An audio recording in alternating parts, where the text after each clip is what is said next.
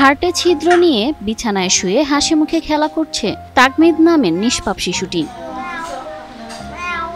অসুস্থতার কারণে মায়ের বুকের দুধও খেতে পারছে না অবুঝ এই শিশু। দুধ টানিয়া খাইতে পারে না, কষ্ট বুকে মায়েরও। মাত্র 4 মাস বয়সী তাকমিদ আহমেদ, ছোট্ট একটা বুক, তবু বুক ভরা কষ্ট। দেখলে মনে হয় আর 5টা শিশুর মতোই। মিষ্টি হাসি, কোমল চোখে জীবন খুঁজে ফেরে। মায়াবী চোখের আড়ালেই লুকিয়ে আছে এক নির্মম বাস্তবতা।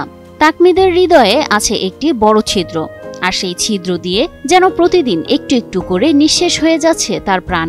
তার হার্ট এক সাইডে বড়, এক সাইডে ছোট, রক্ত চলাচল করতে পারেন আর কি, লিক। সিলেট শহরে বাস করেন দিনমজুর মানিক মিয়া ও তানিয়া আক্তার। একদিকে সংসারের হাড় ভাঙা খাটুনি, অন্যদিকে সন্তানের কান্না। আমার বাচ্চার আর 3 মাসের টাইম আছে, 3 মাসের ভিতরে অপারেশন করানি লাগবে, তাহলে মৃত্যুর ঝুঁকি আছে আমার বাচ্চার দিকে। ডাক্তার দেখানোর পরে তারা বলছে 1 বছরের ভিতরে অপারেশন করানি লাগবে। এই মাসে আমার বাচ্চার ঢাকা যাওয়ার ডেট আসলো, আমরা টাকা পয়সা নিয়ে যাইতে পারিনি। সার্জারি করতে খরচ হবে 5 থেকে 6 লাখ টাকা।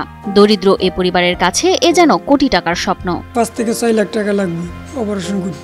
আমি দিন মজুরি কাজ করি, রাজমিস্ত্রি কাজ করি, দিন আনি দিন খাই। আমি খুব গরিব মানুষ আর কি। আর এটা ওইটা না, কাপড় ধোয়ার একটাই সলিউশন, চাকা অল-ইন-ওয়ান। তবু অসহায় মা বাবার চোখে স্বপ্ন তাকমিদ একদিন সুস্থ হয়ে কোরআনের হাফেজ হবে, আল্লাহর কালাম মুখস্থ করবে, সবার জন্য দোয়া করবে। চাইবো তার মুকাসায় যারা হেল্প করে, আমি কইছি আল্লাহ তারে কোরআনে হাফেজ বানাবো। যত জীবন বাচ্চা থাকবে আমার বাচ্চা, ওদের লাগি দোয়া করতে আমি কই।